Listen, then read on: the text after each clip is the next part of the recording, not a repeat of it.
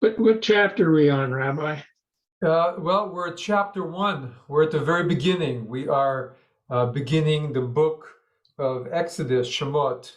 And Okay. really, we're a wonderful portion, a wonderful story, and so full of themes. The whole beginning of the portion is about the enslavement in Egypt, and the midwives, and the story of Moses. And then the middle section is a story of the burning bush. And then the last section is Moses returning to Egypt, and leaving the burning bush, returning to Egypt, and confronting Pharaoh for the first time. Um, and so I spent some time thinking about it, and so what we are going to do, I think, in the interest of any of those could be a rich conversation that would evoke many um, important discussions and thoughts about Judaism and God, and the story of the Exodus itself. But I think what we're going to be looking at today is a moment right before the burning bush, and then we're going to be looking at that moment of God's revelation to Moses. Um, Ostensibly, Moses' first revelation is the first time Moses speaks to God. Moses is 80 years old when this happens, if you calculate all the years. He's not a younger mensch, and he's settled into his life in Midian. He's run away from Pharaoh 40 years earlier, or some commentators say he ran away from Pharaoh 60 years. He was only 20. There's disagreements. How old was he after he went to see about his kin in Egypt, right? He grew up in the palace. At a certain moment, he found out he was Jewish, or maybe he knew he was Jewish all along. It's hard to divorce our thinking from the text, the midrash, to the movies that are so powerful in our thoughts. And then he goes out to see his brothers. That's what the Torah says. And he spends time seeing that. And some say it was the very first day after he'd gone out, he saw an Egyptian beating a Hebrew, and so he murdered the Egyptian out of his anger at seeing one of his people being treated in that way. And then he sees two Hebrews arguing, and they say, "Are you going to kill us the way you killed the Egyptian?" And he realizes that the act that he did is known, and he flees, worried that Pharaoh is going to pursue him. So this morning in Minyan, it was interesting.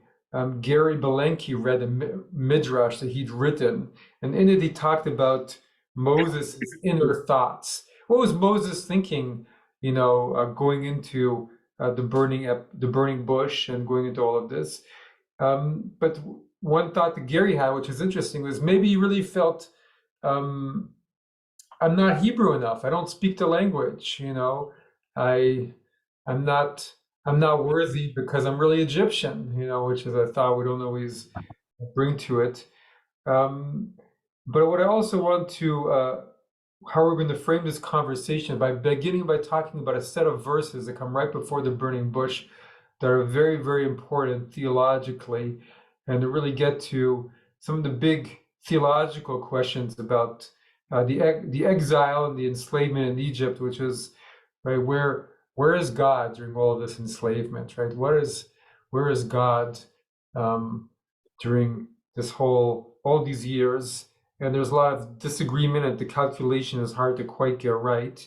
But some, 400 years or 200 years.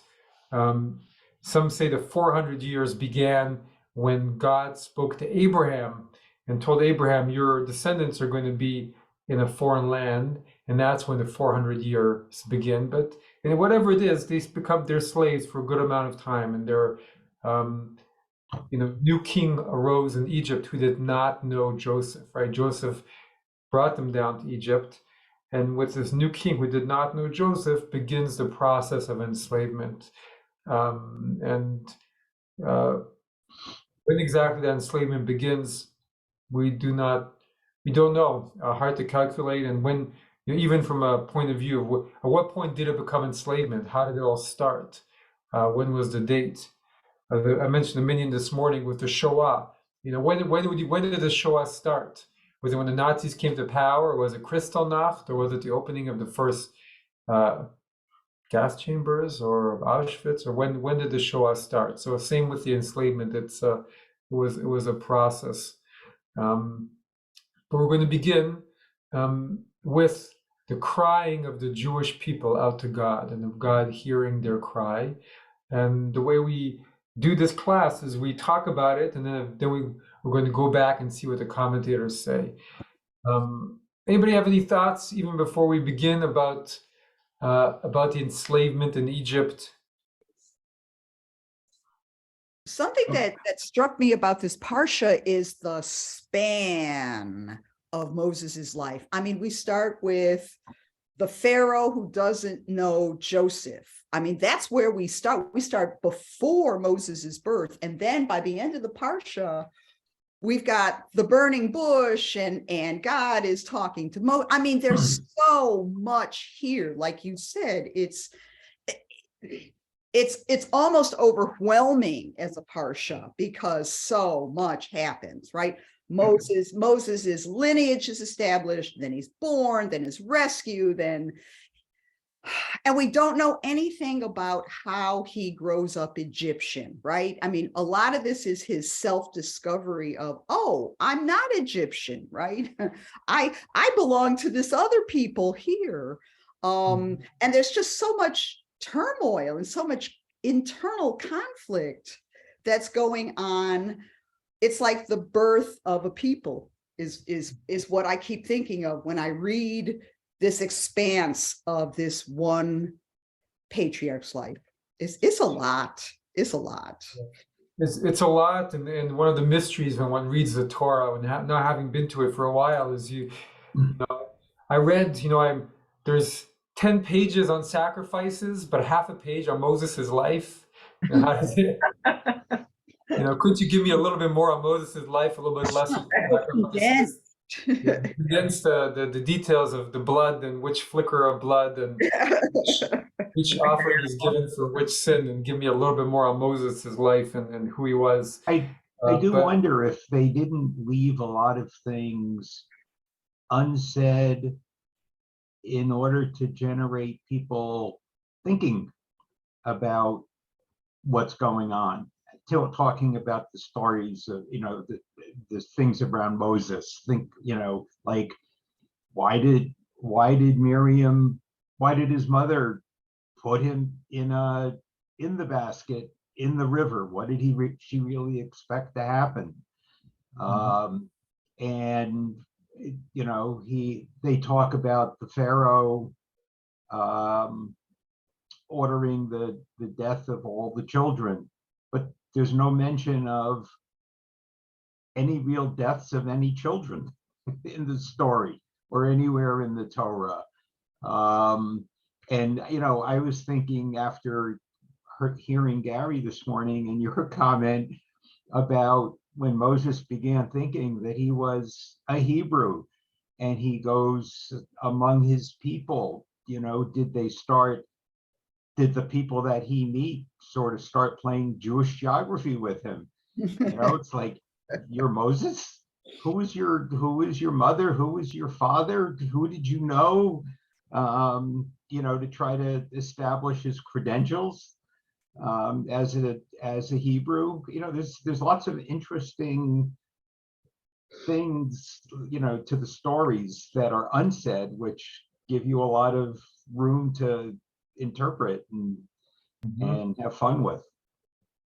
Well, and the verses are also they're short, but they are beautifully evocative. Just a line, Moses went out to see his brothers, evokes whole stories in our minds of what that could mean, as you're saying.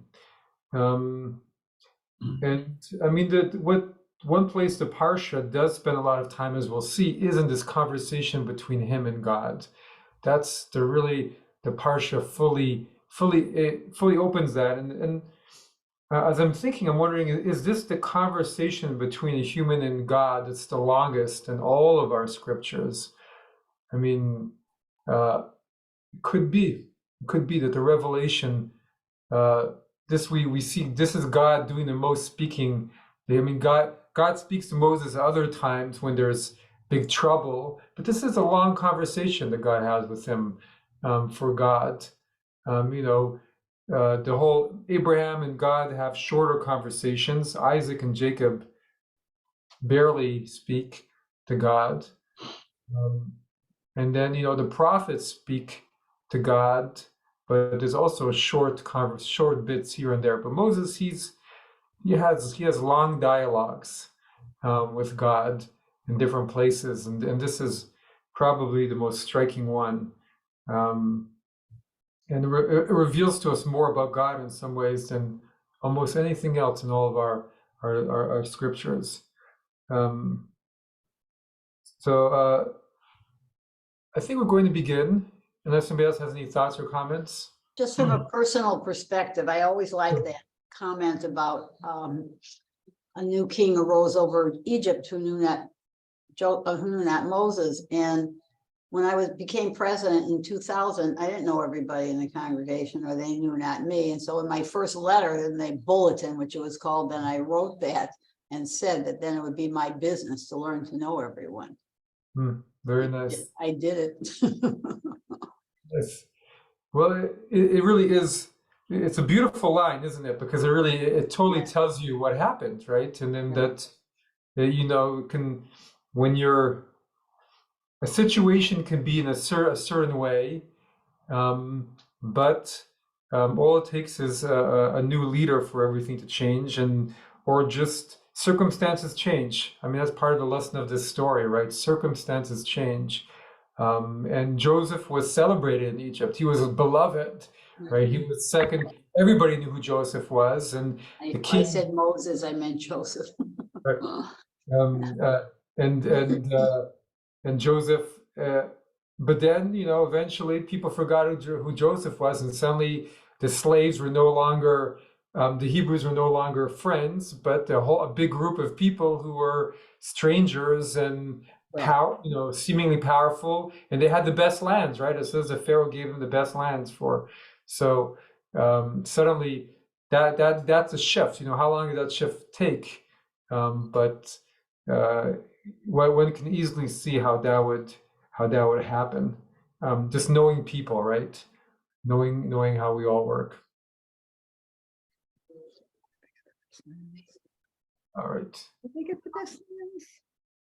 So we're going to begin by reading from the Torah, and then we'll take it forward. Okay. Alan. And she bore him a son. Actually, we can do one verse below that. So this is right after. This is after Moses marries Zipporah, and they, have children. And it doesn't say how long, but it's many years are passing. Moses is happy in Midian, or we think he's happy. He's seems to have a peaceful existence. So we're chapter 2 of Exodus, verse 23. And it came to pass in the course of those many days that the king of Mitzrayim died, and the children of Israel sighed by reason of the bondage, and they cried, and their cry rose up to God by reason of the bondage. And God heard their groaning, and God remembered his covenant with Abraham, with Yitzchak, and with Yaakov.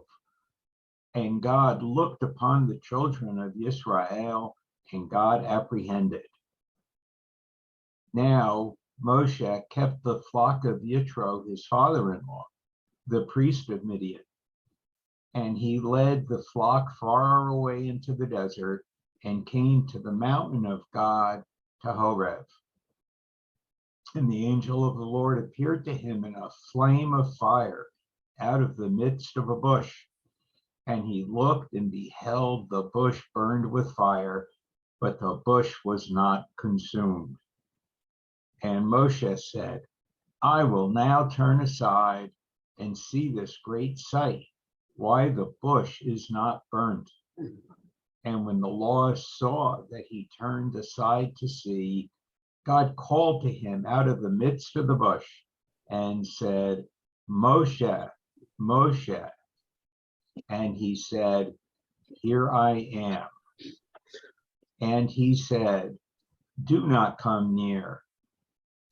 Put off thy shoes from thy feet, for the place on which thou dost stand is holy ground. Moreover, he said, just a quick aside, how come all these he's are not capitalized? But we don't have to answer that. Moreover, he said, I am the God of thy father, the God of Abraham, the God of Yitzchak, and the God of Yaakov. And Moshe hid his face, for he was afraid to look upon God. And the Lord said, I have surely seen the affliction of any of my people who are in Mitzrayim, and have heard their cry by reason of their taskmasters, for I know their sorrows. And I come down to deliver them out of the hand of Mitzrayim, and to bring them up out of that land to a good land and a large, to a land flowing with milk and honey, to the place of the Canaanite and the Hittite and the Amorite and the Perizzite and the Hivi and the Yevusi. Now, therefore, behold, the cry of the children of Israel is come to me, and I have also seen the oppression with which Mitzrayim oppresses them. Come now, therefore, and I will send thee to Pharaoh, that thou mayest bring my people, the children of Israel, out of Mitzrayim. So I think we'll stop there, and if we have time, we'll get to the I am unworthy part. Actually, we're going to do. Let's do a few more. I just want to do 2 more verses. I want to get to the first of those. Let's see. Sorry. Verse 13, I think, or 12. And he said, certainly I will be with you. Skipped 10. It's 11. Oh, and Moshe said to God, who am I that I should go to Pharaoh, and that I should bring the children of Israel out of Mitzrayim? And he said, certainly I will be with thee, and this shall be a token to thee that I have sent thee. When thou hast brought the people out of Mitzrayim, you shall serve God upon this mountain. And Moshe said to God, behold, when I come to the children of Israel and shall say to them, the God of your fathers has sent me to you, and they shall say to me, what is his name? What shall I say to them? And God said to Moshe, Eheyah asher eheyah, I will ever be what I now am. And he said, thus shalt thou say to the children of Israel, Eheyah, I am, has sent me to you. Beautiful. Thank you. Thank you, Alan. So here we are. We're going to go back. Any impressions? You see, I started with the lines immediately preceding, which is a traditional way of studying this section because of the link, right? God heard the groans, and then God responded. And what happens immediately afterwards? God reveals himself to Moses. So there's a chain of events. Any thoughts just from what we read before we begin going more in depth? Doesn't really say why he picked Moses. Beautiful. From my perspective, these passages of the Torah where there's an interchange between the divinity and a human are actually great mysteries and great clues at the same time to be able to in some way reach the divinity. The interesting thing about Judaism versus Christianity is that in Christianity, there are no clues as to how Jesus gets to the divinity. He's just sort of born like that. Judaism gives lots of clues. Abraham has a method, Lech Lecha. Moses turns backwards and sees a burning bush, and he gets the name of God. There are lots and lots of methods for an ascent to the divine. Interesting. It's true that they're throughout the Torah, there and others. It doesn't hide the pathway to God and how their journeys they go through and their interchanges with God. And I think there's actually a whole Hasidic theology based on this, which is every one of our leaders created like a pipeway into God. It's almost like a tunnel, and our matriarchs, they all create like a tunnel into God. So who are we? You know, we're just Joe Schmoes, right? We can't. For us to find our tunnel into God, we've got to do a lot of digging. But you know what? We can go into tunnels created by these other people. They've got tunnels that they created, and all we have to do is resonate with their tunnel, and that gives us a little address into God, right? So this is why we say when we pray, right? God of Abraham, God of Isaac, God of Jacob, according to the Kabbalah, because when you're saying that, you're kind of saying, well, I want to go through all those people's pathways or pipelines into God. And not only that it was, you know, they each have their pipeline, but each one has a specific quality that they open and tool. In some ways, like David said, you know, Abraham was go to yourself, but also, you know, Moses, he opened up the pathway of awe, fearlessness, right? He had to conquer all fear to become who he was. So when we, you know, it's almost like we can say Moses within ourselves, and that's the pathway of fearlessness, you know, going with fearlessness towards God. And that pathway was opened up as, you know, holy courage that can take you right into to see the divine face, and that there, you know, this world is almost then seen as a place, you know, a place of physicality, but we have these leaders who come down and who open up, they dig spiritual pathways that allow us physical creatures that we are to access the divine in specific ways, which is and to bring an enduring power to the Judaism that we live, right? Why is Judaism still around? Why didn't it just disappear like thousands of other religions? Because the pathways that were built by our matriarchs and patriarchs and leaders, and the God that was revealed through those pathways reached to such a high, powerful place that that element of the higher you reach into God, so to speak, the more of the infinity and eternal of God you bring down, and the more what you build in this world has that resilience.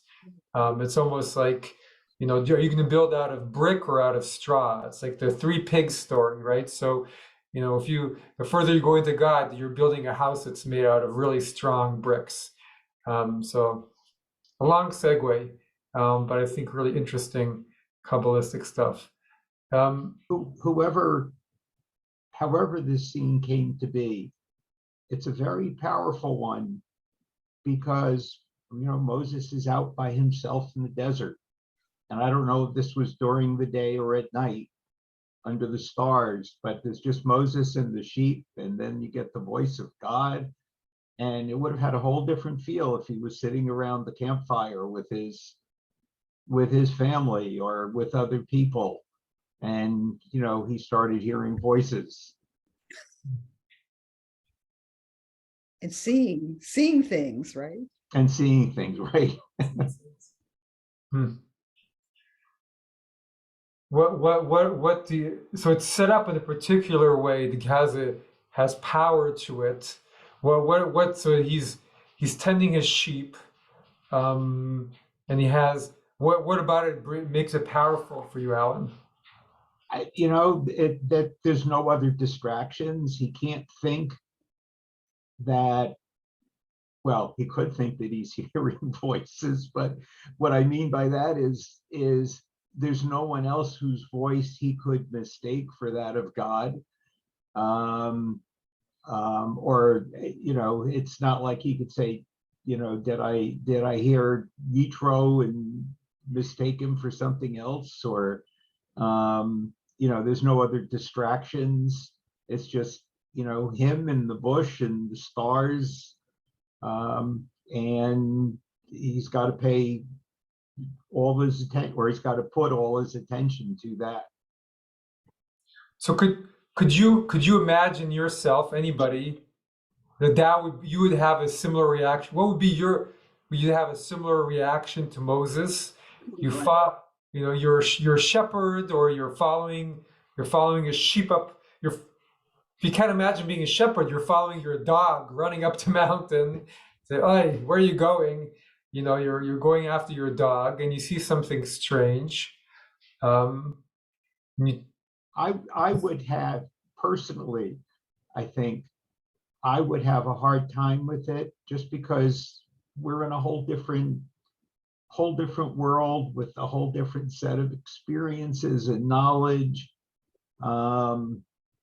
And I think a lot of the wonder has probably been squeezed out over my lifetime. So, but Alan, if you were at a cottage in Michigan or Wisconsin, deep in nature, running after your dog into the forest, and nobody else was there, and suddenly you heard a voice through the tree saying, Oh, wouldn't that be wonderful? I would love that. Well, there's some clues too as to where this voice is coming from, because it says that Moses turned back. So the voice is clearly, at least from my reading, coming from behind him and coming from inside of him behind him. So it's coming from the back of him. That's my reading of that. And then interestingly, when he asks God for his name, God tells him the same thing that he told Abraham, but in a different way. He tells Abraham, look into yourself. And he tells Moses, I am. And the I am, he's not talking about himself, God. He's talking about Moses looking into himself, into his personal I am. And if you look into your personal I am, which is in some sense looking behind you to your pure subjectivity, you might find pay dirt. well, the I am that I am, really one of the most powerful names for God, or one of the most powerful however we want to put it, that's in all of world literature, probably, or all of world scriptures, right? It's whether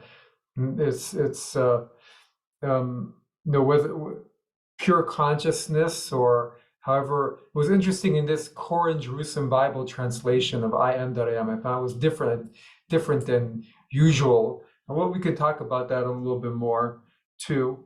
But I want to go back for a second, unless somebody has a burning comment. So we have this big revelation that we've been talking about. I am that I am.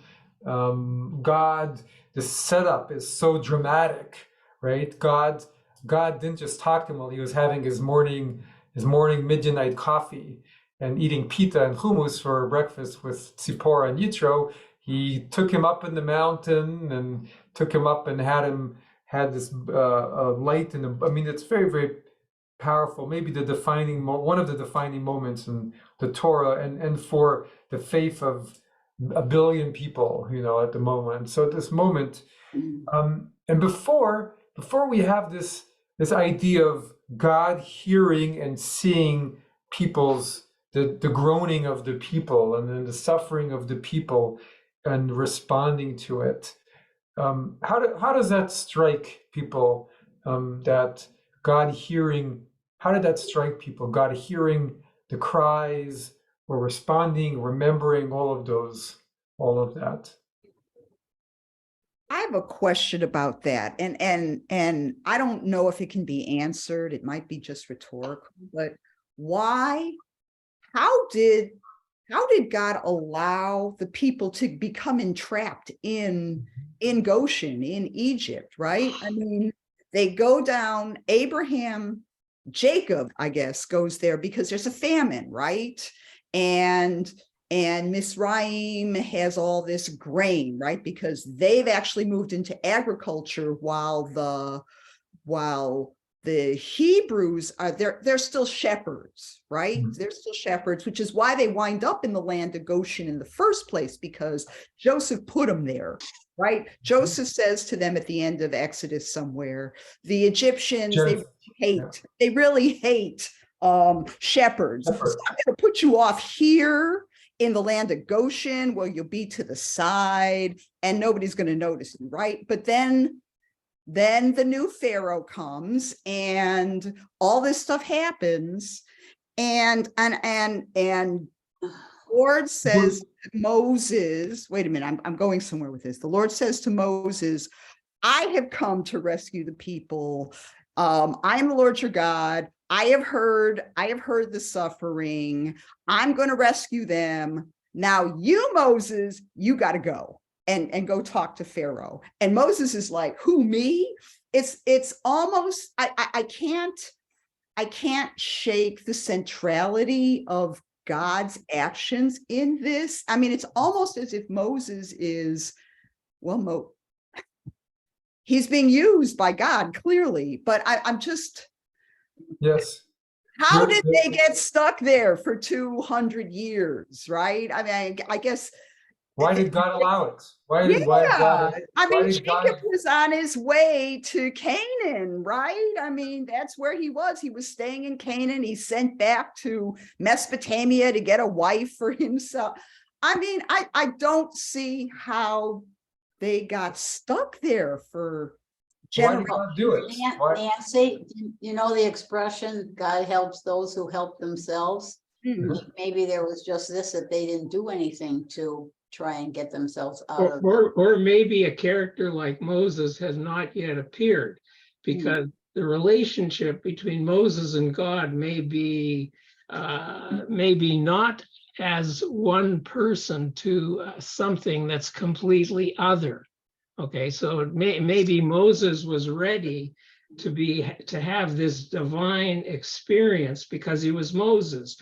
And it was only when somebody was ready to have that divine experience that the divinity would take a powerful shape.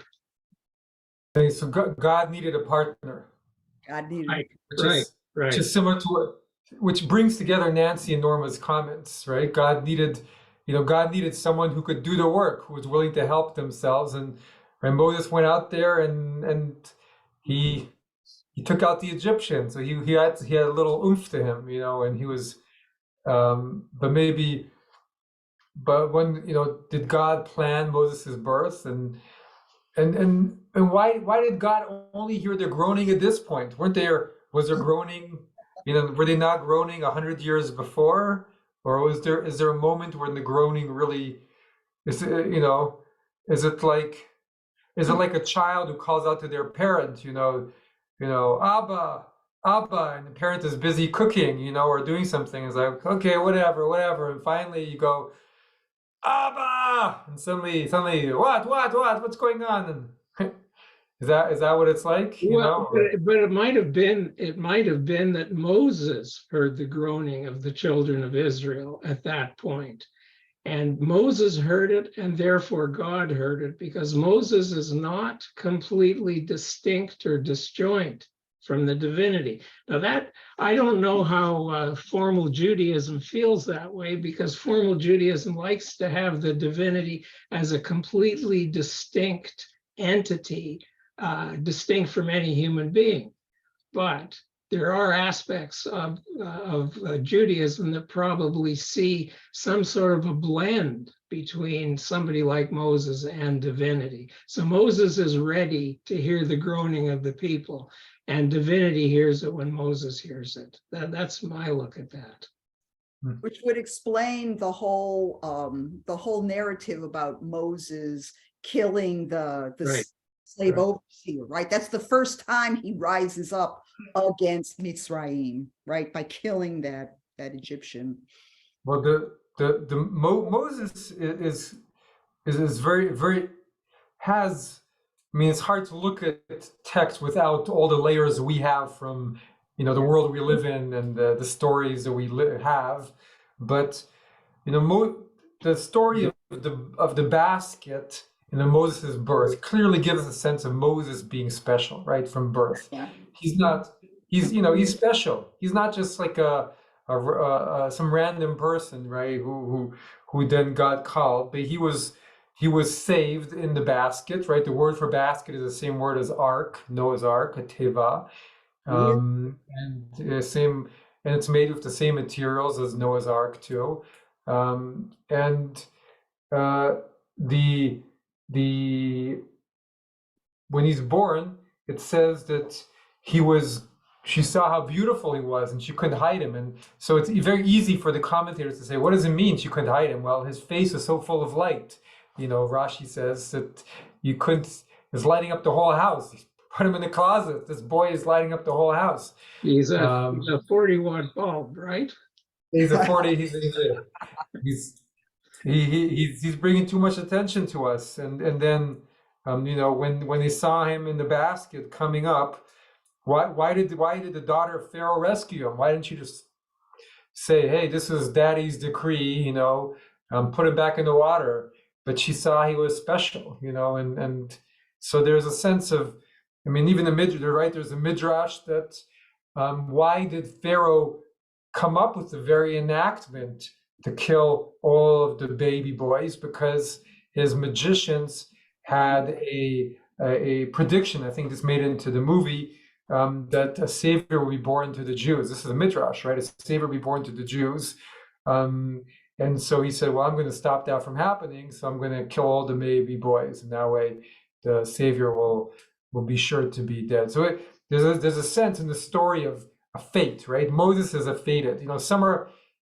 Many are called, but few are chosen. And Moses is clearly chosen, right? From the But maybe beginning. God had a hand in that also in preventing him. And the thing is, there's so many comparisons, the light and the baby with Jesus. Because there's a similar thing to Jesus also. Sure. Well, Moses is in some ways is close to, right? Christianity comes out of Judaism, so it's using all the same tropes, right? It's working out of the same received tradition. Yeah. And Pharaoh to Hitler also. Yeah, really. Well, it's amazing how things keep coming back, right? Mm-hmm. Even the story, all the stories of its story, story of Joseph, right? Some smart Jewish boy who rises up in the court of another nation to be, that's a story that's happened a lot too, and for Jews in exile, right? That's happened how many times? But I think that the story of Moses is that same story, right? It's someone chosen from birth to be a redeemer. That's the whole story of a redeemer begins with Moses in our tradition, right? Moses is our redeemer. He's chosen by God to redeem and to come with unbelievable powers, right? Unbelievable powers. Moses wields the power to make the sea go up. Moses wields the power to bring up plagues. He's the most powerful prophet we've had. We have powerful prophets, but Moses, makes what Elijah and even Elisha do seem like nothing. What he does is incredible. So he's a powerful character, and so kind of what happens, and we'll see what the commentators say, because there's a whole tradition of, okay, well, maybe the Jews just had to endure slavery up to a certain amount of time. Why? It's a mystery, but maybe it's just something the Jews had to go through for the people to be born and understand what suffering is, to understand what slavery is, to be born as maybe it's something, who knows? There's many theories that one can come up with as to why the Jews had to endure that slavery in their crucible, right? They were born in the crucible of that slavery. But at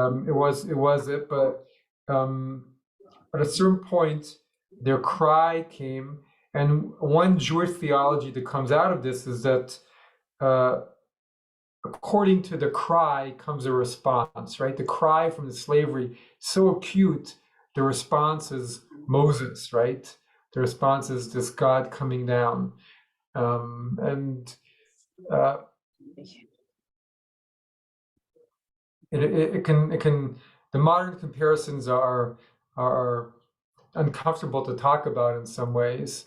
But you know, the crying of suffering leads to a divine response, is the kind of theological idea that either gives people comfort or breaks them completely away from the traditional ideas of what God does or doesn't do. I Go ahead, Phil. thank you. I because you were just picking up on that. You were just scrolling back, I believe, up to the end verses of chapter 2. And I wanted to make the point in light of this mystery you're referring to, and others have referred to, that you have a series. This is the first time that God in this particular narrative comes up, I think, is in that verse 23. It was just a story. Could have been anybody, an interesting story. And then God comes in, and there's a series of verbs there. And Vayishma Elohim, and God heard. And then he Vayiz Kor Elohim, and God remembered. And then there's one more. Two more. And God and Vayera Elohim, and he looked on them. And then is the one where the translation fudges it a little. It does. Vayeda Elohim, and God knew. So it's funny because it doesn't have a direct object. All the others have an object, and so it says here apprehended. That's a way of trying to cover that, because it's an odd expression. And I think it's an odd expression. And I looked it up in Alter, and he considers it odd and says, it gives you that mystery. God knew. He knew everything that was pertinent here, and it doesn't have an object spelled out. And the next verse is now Moses. Okay, so the notion is that Moses and God are essentially the same thing at this particular point. Or the story of Moses is intimately connected, perhaps one could say, to the story of God hearing. One of the interesting things is at the beginning of those verses you just read, it says, right, V'yihi bayamim harabim ahem, and it came to pass in the course of those many days. So when exactly is this divine response? Is it at this exact moment, or is it before Moses is born, or is it through all of this? I mean, when the verses fudge the time, right? We don't know exactly what is God's. Does God know this through the whole of his slavery? Is God hearing the groans through the whole of his slavery, or is there a moment where God suddenly perceives this? It's hard, and that vayeda is so interesting. That vayeda, right? The grammatical form is also, it's not vayada, it's vayeda, right? But the vayeda Elohim, it became known to God, or however you want to kind of fully translate that, or even if you just say God knew, and the commentators say God's knowing there was the most intimate kind of knowledge, right? God was with them in the suffering. God was experiencing it. God was, and there's so many of these, right? What's the parallel to this, right? The parallel are what we call the 4 expressions of deliverance that become like the 4 cups at the Seder, right? The God is going to come and then take you out, and then deliver you with a mighty hand, and then take you to the land, right? Those are the 4. These verbs here have their parallel in those verbs, right? Of God, what God's going to do in response to perceiving all of this suffering, and remembering, and looking, and knowing, right? So the God. Go ahead. God goes through a process which is a little uncomfortable to some notions of God. How does God go through a process? Well, Didn't God? but these are human things. Right. This is All a those human all interpretation. all of those attributes of knowing and understanding and perceiving are all human attributes. So my sense is they're not talking, they're talking about God, but they're talking about Moses perceiving, Moses knowing, Moses understanding, and therefore divinity understanding. Because those are all human attributes. God doesn't understand stuff. He doesn't know stuff.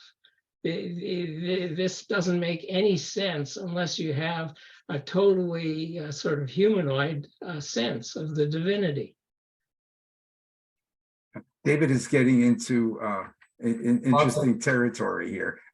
I'm not presuming to save him from his heresy. Listen, this is just my perspective. No, it's good. It's important. It's been said before. I may be way off base. No, was God? No, I was going elsewhere. In fact, I mean, for what it's worth, we have traditions of rabbis doing this, and not just with Moses, but wrapping everybody into God, wrapping the whole world into God. So we have, and there's I won't try to get into that theology there of Hasidus or anything, but there's territory that's both dangerous and compelling at the same time. Dangerous is what we want. I mean, I'm on board with that. No, was God waiting for Moses to be born? Was he waiting for somebody special? I'm sure that, if we follow the story, that Moses must have known he was special because he was raised by his mother and his sister. And they must have told him the story of how he was born and how he was saved. So shouldn't have been a surprise to him that that the divine would at some point speak to him. Beautiful. I love that. So in some ways, the first 80 years of his life, he's running away from his fate, right? There's a lot of running away from his fate that he does until there's a moment where he fully embraces his fate, right? That's kind of a very interesting thing for all of us, right? And the idea of fate and, what we do with our lives and everything. But, when it comes, and we see it at the crux when God talks to him and God says, okay, Moses, I've waited long enough to bring you into your mission. Let's go do this. And Moses tries to get out of it with everything he's got, right? He's everything. He throws every argument. Your dogs run away and you're in Michigan and you're in the forest and God talks to you and says, Alan, Norma, Nancy, I'm sending you back to Chicago to tell the people of Oak Park, how much they've been sinning, and you're like, hey, God, I'm not sure I can do this, but there's this booming voice that says, no, you're doing this. Go do it. How much are you willing to argue with God? That's a big how. Are you going to argue as much as Moses? I mean, I think it's an interesting. Maybe Moses had that feeling of running away from his fate his whole life, and that's why this is the moment where it all comes up. Let's see, we're in chat. Was he running away, or was he? Oh yeah, he's running away. Oh, finish your thought, Alan. Well, no, the rabbi said a couple of times that he spent his whole life running away. And, I'm just wondering if he had run away, or was it something that he really never had or known about because of how he was raised. Yeah. And it was something that he had to find. So how do you perceive Moses' role in what we read today? I think clearly he's special because of all of the text that's devoted to his birth, right? The birth and the Nile. So he's so he begins life as a redeemed person, right? Because Pharaoh had already condemned him to death when he is saved by his sister, right? And then that interaction with Pharaoh's daughter, who says, go and raise him, right? Wet nurse him, and I'll pay you wages for that. So he grows up among the Hebrews, even though he's an Egyptian. So already there's a conflict over identity, who Moses is, right? If I were Moses at this point and I knew that I had been rescued by Pharaoh's daughter, but yet I'm being raised by Hebrews who are really my family, but somehow I have this connect. I mean, that's confusing right there. So clearly he is special, but I also think that he is Fused. his identity is conflicted, because once he kills the Egyptian, he goes to Midian, right? I mean, I understand he's trying to get out of Egypt, but he marries a Midian wife, and given all the, I mean, he doesn't marry a Hebrew.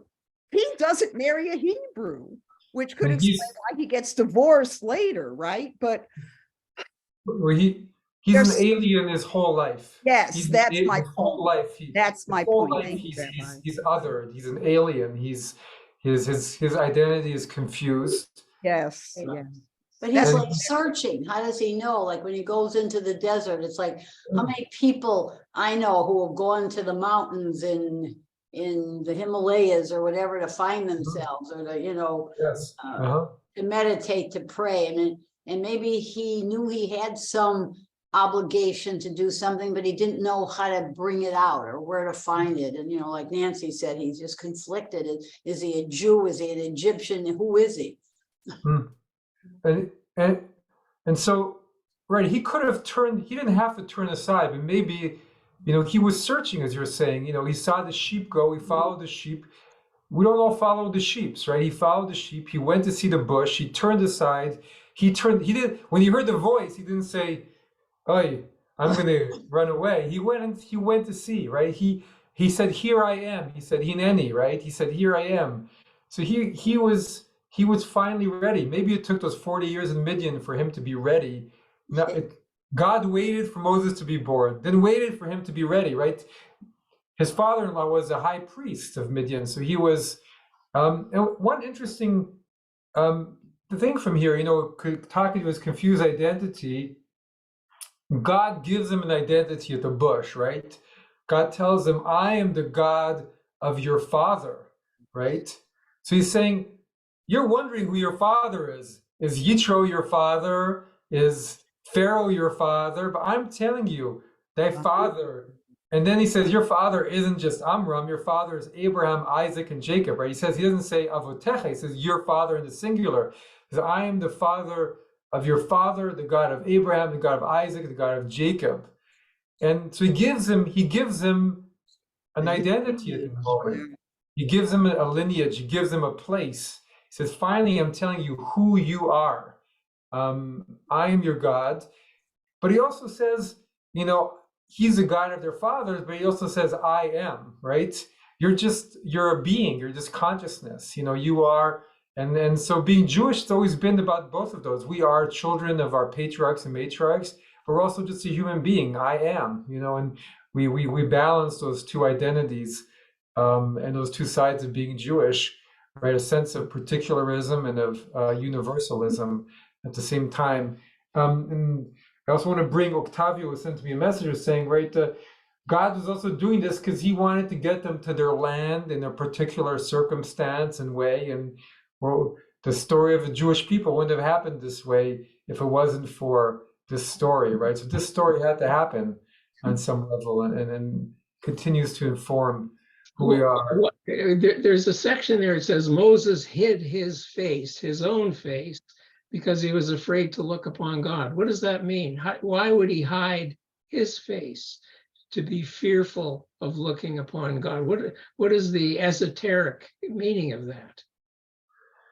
I mean, the commentators, some of them will just say plainly, Moses was not yet the prophet he would become, who could see at least God's back or see God face to face.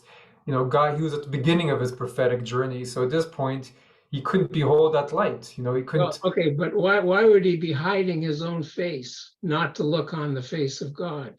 You might, maybe it means God hid his face so Moses wouldn't see his face. God hid his own face. What do you do if I shine a bright light in your face? Well, I close my eyes. Well, Right. no, you're blinded. You hide your face, or something that's just too. Blinded. You're Yeah. spiritually blinded, or you're physically blinded, or you're. But it's interesting that, right, there's a lot of looking that's going on in this whole passage, right? God looks down, and then Moses is looking at God and has to look, and God sees that Moses is looking, right? There's a lot of looking that's going on in this whole, a lot of knowing and looking, right?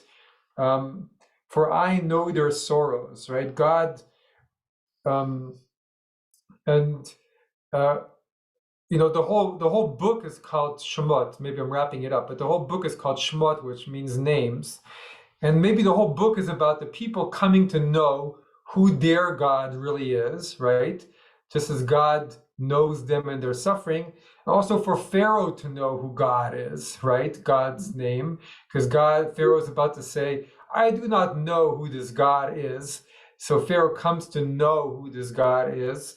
But it's also for the Jewish people to know who their God is at a much deeper level, the way Moses is coming to know who God is. This is the process of it. And it's such a beautiful, transcendental and passage because, the human experience has a lot of suffering in it. And the experience of calling out to God from our suffering is at the very basis of our experience of religion and of God. And the text is asking us to have faith in the divine response to our suffering, and in that it will, and then giving us a place, right? We're all the great teaching of Genesis is. We're all alone. We're not connected anymore. We're all alone after the garden.